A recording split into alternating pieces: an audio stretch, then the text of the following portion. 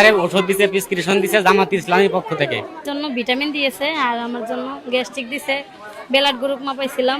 কেবল রাজনীতি নয়, সমাজ কল্যাণমূলক কাজেও বেশ ভূমিকা পালন করে চলেছে বাংলাদেশ জামাতে ইসলামী। শুক্রবার দিনব্যাপী তারই ধারাবাহিকতায় সহস্রাধিক মানুষকে বিনামূল্যে চিকিৎসা সেবা দিয়েছেন ঢাকা সংসদীয় 17 আসনে জামাত মনোনীত প্রার্থী ডাক্তার এস.এম. খালেদুজ্জামান, যাদের মধ্যে বেশিরভাগ ছিলেন দরিদ্র ও অসহায় মানুষ।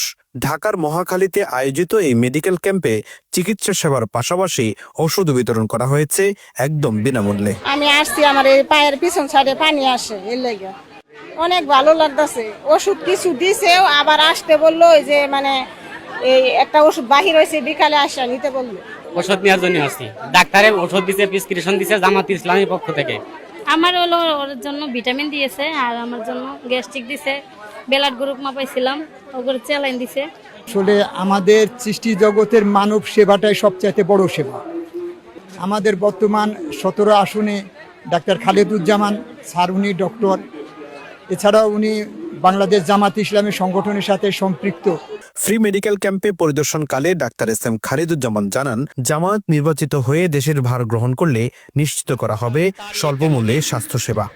ভবিষ্যতে যদি বাংলাদেশ জামাত ইসলামী ক্ষমতা আসে, তাহলে আমরা অলরেডি বলেছি বাংলাদেশ জামাত ইসলামীর আমির ডাক্তার শফিকুর রহমানের নেতৃত্বে যারা স্বল্প আয়ের মানুষ, তাদের চিকিৎসা সেবা অতি অল্প মূল্যে অথবা যে কোনোভাবে তাদের চিকিৎসা পাবে, কিন্তু তাদের খরচ নাও থাকতে পারে, কিন্তু তাদের স্বাস্থ্য সেবা আমরা নিশ্চিত করব ইনশাআল্লাহ। বিনামূল্যের এই সেবায় 20 জনেরও বেশি বিশেষজ্ঞ চিকিৎসকের পাশাপাশি স্বাস্থ্যসেবায় নিয়োজিত ছিলেন 13 জন নার্স ও স্বাস্থ্যকর্মী। সকাল 8টা থেকে বিকাল 5টা পর্যন্ত প্রায় 1000 মানুষকে এই সেবার আওতায় আনা হয়।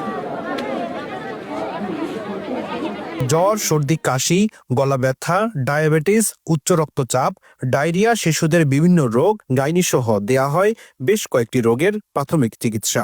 এছাড়া জটিল রোগীদের উন্নত চিকিৎসার জন্য পাঠানো হয় ঢাকার বিশেষায়িত হাসপাতালগুলোতে। ভাব নিবেন, ঠিক আছে?